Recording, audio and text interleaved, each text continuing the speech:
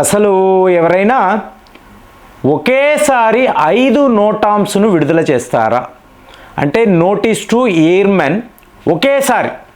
నాకు తెలిసి ఏ దేశము ఇలా చెయ్యదు. మనము ఆలోచించామో అనుకోండి, బే ఆఫ్ బెంగాల్ అంటాం చూసారా, ఇక్కడైతే ఏకంగా 11 రోజుల పాటు నోటాం. 11 రోజులు. అసలు ఏం జరుగుతుంది ఇక్కడ? మనం హైదరాబాదులో మామూలుగా అంతా నార్మల్, ఎటొచ్చి ఏదో తుఫాన్ అంటున్నాము, పెద్ద పెద్ద వర్షాలు ఇవి మాట్లాడుకుంటున్నాం. మీరు ఒకసారి గుజరాత్ లేదా గ్వాలియర్, ఇక ఈ అరేబియన్ సీలో ఏమైనా క్రూజ్ వెళ్ళాలి అని అనుకున్నారు అనుకోండి, అప్పుడు మీకు వ్యవహారం అర్థమవుతుంది మనం ఏం చేస్తున్నాం. ఏకంగా 30,000 మంది సైనికులను పెట్టుకొని Indian air force, Indian army, navy, వీళ్ళు త్రిశూల్ మాట్లాడాం కదా, త్రిశూల్ 2025 అంటున్నారు. అసలు ఎందుకండి ఇప్పుడు ఈ స్థాయిలో మీరు ఇంత పెద్ద మిలిటరీ ఎక్సర్సైజ్? మీకు ఏకంగా నవంబర్ 28 దాకా, అంటే 25, 27 ఒక దగ్గర నోటామన్నాం, 26, 27 ఇంకొక దగ్గర, ఇలా చూసుకుంటే 1 డే ఆర్ 2 డేస్ మీకు ఏకంగా 11 రోజులు ఒక్క బే ఆఫ్ బెంగాల్. అంటే అక్కడ బంగ్లాదేశ్ వాడు వణికి చేస్తున్నాడు. అంటే ఈ వెధవలు చేసే పనులు చూడండి. ఈ బంగ్లాదేశ్ యొక్క చీఫ్ అడ్వైజర్ ఉంటాడు చూసారా, వాడు ఒక మ్యాప్ పట్టుకొని పాకిస్తాన్ ఆర్మీ చీఫ్ వద్దకు వెళ్ళాడు. వెళ్ళిన వాడు ఏం చేశాడో చెప్పమంటారా? లిటరల్గా మన నార్త్ ఈస్ట్ రాష్ట్రాలు వీటినంతా బంగ్లాదేశ్లో కలిపేసి ఒక మ్యాప్ పెట్టాడు. అంటే వీళ్ళని ఏం చేయాలండి? ఇంకొకడు ఈ అమెరికాను చూసుకొని పిచ్చి పిచ్చి వేషాలు వేయడం, మీకు అడ్డదిడ్డంగా మాట్లాడడం. సో ఇప్పుడు మన ఆలోచన ఏంటి? రేపు తీవ్రవాదులు ఒక 120 మంది పీఓకే వద్ద ఉన్నారు అని చెప్తున్నాం కదండి. అలాగే బంగ్లాదేశ్లో కూడా కొంతమంది తీవ్రవాదులు ఇక్కడ భారత్ విషయంలో ఏదో ఒక విధంగా అల్లర్లు చెయ్యాలి. సరే, వీళ్ళు ప్లాన్ వేశారు, చేశారు, కాశ్మీర్ దాకా వచ్చారు. సో పహల్గామ్ దాడులు చూసాము. అలాంటిది ఏమైనా జరిగితే, పొరపాటుగా జరిగితే ఇప్పుడు ఏమవుతుంది? ఒకవైపు మనం డైరెక్ట్గా పాకిస్తాన్ మీదే యుద్ధం ప్రకటిస్తాం, అవునా? అంటే తీవ్రవాదుల ఏరివేత, జీరో టాలరెన్స్ అన్నీ పక్కకి వెళ్ళిపోయి. అందుకే చెప్తున్నా, ఒక్కసారి 5 నోటామ్స్ మీరు నవంబర్ 28 దాకా కూడా ఎవడైనా ఎక్కడైనా కనిపిస్తే, ఆల్రెడీ పాకిస్తాన్ వాడు భయపడిపోయి వాడి ఎయిర్ స్పేస్ను క్లోజ్ చేసేసాడండి. మీరు లాహోర్ అనండి, కరాచీ వద్ద విమానాలు ఎగరడం లేదు. సో వాడి ఎయిర్ బాన్ సిస్టమ్స్ ఉంటాయి చూసారా, వాటిని పెట్టుకొని మనం ఏం చెయ్యబోతున్నాము, ఎక్కడెక్కడికి రాబోతున్నాము, సర్క్రీక్ వద్ద భారత్ ఏం చెయ్యబోతుంది, సర్వము తెలుసుకున్నాడు. తెలుసుకొని ఏం చేస్తావురా? బంగ్లాదేశ్ అక్కడ నుంచి ఒక 4 తీవ్రవాదులు వచ్చారు, ఏమవుతుంది? బంగ్లాదేశ్ మీదే ఎయిర్ స్ట్రైక్స్ ఉంటాయి. అదేంటి నథింగ్. తీవ్రవాదులు దేశం, మీరు తీవ్రవాదులు, మీ పాలకులే తీవ్రవాదులు, కాబట్టి మీ మీదే మేము యుద్ధము ప్రకటిస్తాము.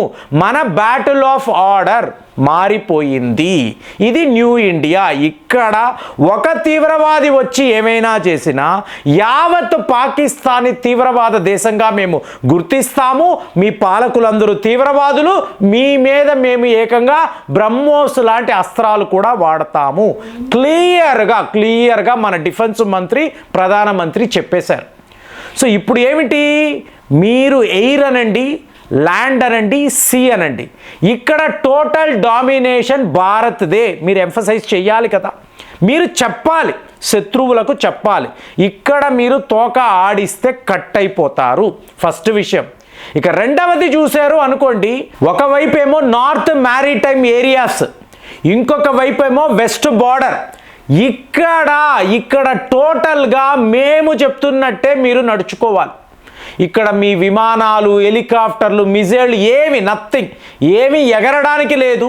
పొరపాటుగా ఇలా జరిగిందంటే ఏకంగా 3500 కిలోమీటర్ల దాకా కూడా ఈ నోటామ్ రేంజ్ని మనం పెంచేసామండి.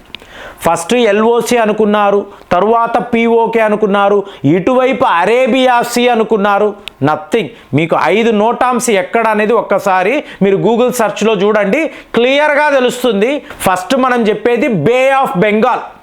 సో బే ఆఫ్ బెంగాల్ అంటే అర్థం ఏంటి? డైరెక్ట్గా బంగ్లాదేశ్ నుంచి ఏ విమానాలు ఎగరడానికి లేదు. మా ఎయిర్ స్పేస్ అంటూ మీరు టచ్ చేశారు అంటే అయిపోయింది. సో బే ఆఫ్ బెంగాల్ వద్ద 11 రోజుల పాటు నోటామ్ అనేది మనం విడుదల చేసి ఉన్నాం. ఇక తరువాత చూసారు అనుకోండి గుజరాత్, తరువాత గ్వాలియర్, అంటే సెంట్రల్ ఇండియాలో కూడా మనం నోటామ్ అనౌన్స్ చేయడం ఇవాళ అందరూ అసలు ఏం జరుగుతుంది దేశంలో, ఏం జరుగుతుంది, ఎందుకు ఇంత పెద్ద స్థాయిలో మిలిటరీ ఎక్సర్సైజులు మనం నిర్వహిస్తున్నాము ఎవరికి అర్థం కావడం లేదు. ఏ ఒక ఆఫీసరో ఏ ఒక అధికారి కూడా క్లారిటీతో చెప్పడం లేదు. మరి ఇదంతా సీక్రెట్గా జరుగుతుందా అంటే కాదండి. 3000 కిలోమీటర్లు అంటే మామూలు కాదు. మీకు టోటల్ పాకిస్తాన్, బంగ్లాదేశ్, ఇటువైపు చైనా, ఇటువైపు మాల్దీవ్స్ దాకా కూడా విమానాలు ఎగరడానికి లేదు. అంటే మనం ఏదో ఒక అతి పెద్ద మిసైల్ టెస్ట్ అనేది చెయ్యబోతున్నాం. కాబట్టే మన త్రిశూల్ ఎక్సర్సైజెస్తో పాటు సడన్గా డిఆర్డిఓ ఇలాంటి ఒక పరీక్ష చేసి ప్రపంచానికి చెప్పబోతుంది. ఇదేమైనా బ్రహ్మోస్ హైపర్సానిక్ మిసైల్ మీద జరగబోతున్న పరీక్ష, లేకపోతే ఏకంగా 3000 కిలోమీటర్లు అంటే ఎంత దూరమో చూసుకోండి. అంత దాకా కూడా నోటామ్ విడుదల చేసాము, అంత దాకా మా రేంజ్ ఉంటుందంటే మన విమానాలు అక్కడ దాకా ఎగురుతాయా, మన ఓడలు అంత దూరం వెళతాయా, అసలు ఎందుకు ఇలాగ మనం చేస్తున్నాము అనేది ఒక టాప్ సీక్రెట్గా ఉంది. అలాగే రాజస్థాన్ అంటున్నారు. రాజస్థాన్ సరిహద్దులంతా కూడా మీకు విమానాల ఘోషతో నిండిపోయి ఉండడము అక్కడ ప్రజలు చూస్తున్నారు. ఇక నెక్స్ట్ లెవెల్ అన్నప్పుడు అరేబియన్ సీ, మీకు డైరెక్ట్గా ఈరాన్ సరిహద్దుల వద్ద దాకా కూడా భారత్ యొక్క ఓడలు తిరగడము ఆల్రెడీ మాట్లాడాము. టర్కీ లాంటి దేశాలు ఎందుకు ఇంతలాంటి అగ్రెసివ్గా ఉన్నారు, ఎందుకు మీ ఓడలు మా సముద్ర జలాల దాకా తీసుకొస్తున్నారు, ఏమిటి మేము చేసిన తప్పు ఏంటి, మేము చేసిన పాపం ఏమిటంటే మీరు పాకిస్తాన్ని ఆదరించడమే మీరు చేస్తున్న తప్పు పాపము. అమెరికా కూడా ఇందులో ఇన్వాల్వ్ అయి ఉంది. కాబట్టి అమెరికా కూడా ఒక వార్నింగ్, ఎటువైపు నుంచి ఎవరు మమ్మల్ని థ్రిటన్ చేసినా, ఏ నూకెన్ కార్నర్ నుంచి తీవ్రవాదులు వచ్చినా ఫస్ట్ టార్గెట్ పాకిస్తానే. మీ వద్ద ఉన్నాడు కదా డొనాల్డ్ ట్రంప్ గారు, అంటున్నారు కదా ద గ్రేట్ చీఫ్ మార్షల్ అండి మీకు అసీం మునీర్ గారు, ఐఎమ్ ప్రౌడ్ ఆఫ్ హిమ్ అన్నారు కదా. ఇవాళ వాడు ఎక్కడ దాక్కుంటాడో చూద్దాం. సో అది చూద్దాం, లేదా నీ విమానాలు వస్తాయి కదా, సో దాని యొక్క అంతు కూడా మేము చూస్తాము అని చెప్పి టోటల్ భారత్ అంటే అన్ని వైపులా కూడా మనం ఇలాగా 5 రకాల నోటామ్స్, డిఫరెంట్ డేట్స్, 30,000 మంది సైనికులను పెట్టుకొని మనము ఏదో ఒక పాకిస్తాన్, బంగ్లాదేశ్, చిన్నా చితకా దేశాలు అలా ఏమీ చూడడం లేదు. ఎందుకంటే వీళ్ళ వెనుక అమెరికా లాంటి దేశం ఒక భారీ కుట్ర పన్నుతుంది. ఆల్రెడీ చెప్పాను, మోదీ గారి మీదే చాలా పెద్ద కుట్రలు వీళ్ళు పన్నుతున్నారు. చెప్పడము మాత్రం ఆయన చాలా గ్రేట్ అండి, చాలా గొప్ప ఫ్రెండ్, టోటల్ కిల్లర్, ఇన్ని మాట్లాడతారు. వాళ్ళ ప్లాన్ వాళ్ళ వద్దే ఉంటుంది. కానీ మనము మాత్రము ప్రపంచానికి చూపిస్తున్నాం. 70mm సినిమాలు స్క్రీన్లో చూసుకోండిరా, మాతో తేడా అయితే తేడాగానే ఉంటుంది, మీరు ఎవరు తప్పించుకోలేరు. అసలు భారత్ ఒకే టైంలో 5 నోటామ్స్ చెప్పడము, 11 రోజుల పాటు బే ఆఫ్ బెంగాల్ వద్ద ఇలాంటి మిలిటరీ విన్యాసాలు, మీకు నవంబర్ 28 దాకా కూడా ఇంతంత పెద్ద త్రిశూల్ ఎక్సర్సైజెస్ నిర్వహించడము, ఇదంతా చూస్తూ ఉంటే మనము దేనికోసం ప్రిపేర్ అవుతున్నాము, మనము ఎందుకు ఇంత స్థాయిలో అగ్రెసర్ లాగా మారిపోయాము, ప్రపంచ దేశాలను వణికించాలని ఎందుకు అనుకుంటున్నాము, సడన్గా ఈ మార్పు ఎందుకు వచ్చింది, మీకేమనిపిస్తుంది కామెంట్స్లో రాయండి. మళ్ళీ వచ్చే వీడియోలో కలుద్దాం. జై హింద్.